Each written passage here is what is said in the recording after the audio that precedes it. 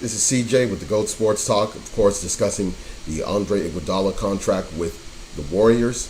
It was expected that I felt that they would keep at least one of the two players between Sean Livingston and Andre Iguodala. With this signing, I believe that they're going to have to allow Sean Livingston to part ways, and I believe that they probably chose Andre Iguodala in part because of his size, versatility at his position, and because of the fact that he did win the Finals MVP back in 2015, which really that should have went to Stephen Curry anyway.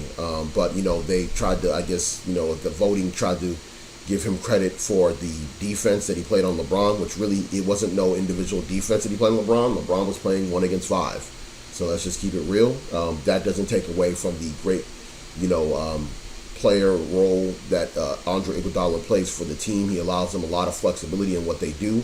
And he did not have a good season at all. Definitely not a season that someone that would be coming into free agency would play, in part because of injuries. And that's going to still be a concern as he goes through the course of his contract. And he did have a very good Game 5. He was basically, effective in that game. And maybe you're paying for what he can do, every, 1 or 2 games during the course of an NBA final series. So if that's worth it, that's understandable, because he's hard to replace as far as what he brings to the table.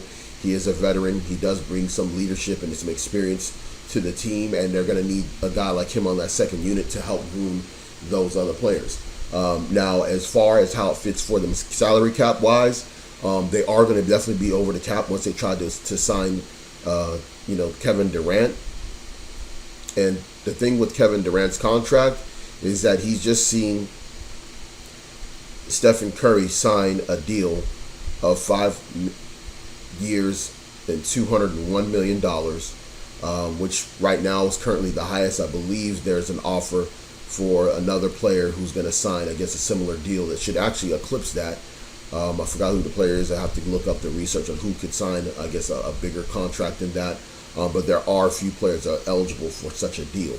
Now, in regards to Kevin Durant, we'll see how this will work out in the grand scheme of things with this particular contract. If you did see the one that we did a few days ago on basically the free agency status of Andre Iguodala and Sean Livingston, I did say that Andre Iguodala was looking for a deal in upwards of about 3 years and around probably 50 to 60 million, which he definitely, like I said in that one, he was not going to get no 20 million a year, but I did see him getting somewhere around $15 million over the course of 2 or 3 years. And he definitely, and I said that the third year, could not be a player option. So either a team was going to have to give him that third year, or he was going to have to take a 2-year deal somewhere else.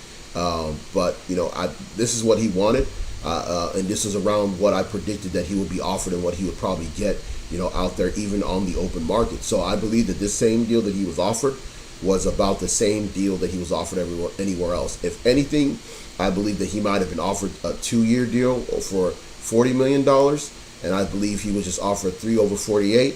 He took the one with more money. He took the one where he could potentially retire, with the Golden State Warriors at the end of this contract, and he'll be remembered, primarily as a Golden State Warrior historically in his career, because of the fact that he won 2 titles with them, and also he got a Finals MVP, and he's able to stay with his teammates, the guys that he came, into being a champion with.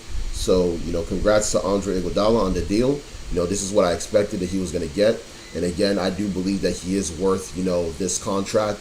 And I even if people think he's not, I believe that his ability to step up, in some of the big games, either defensively or even offensively, is worth it when you consider that usually that sometimes it could be the difference in a series, and you got to pay for, what happens in May and June. At the end of the day, you got to pay for a guy that's able to have an impact game or two in the NBA Finals.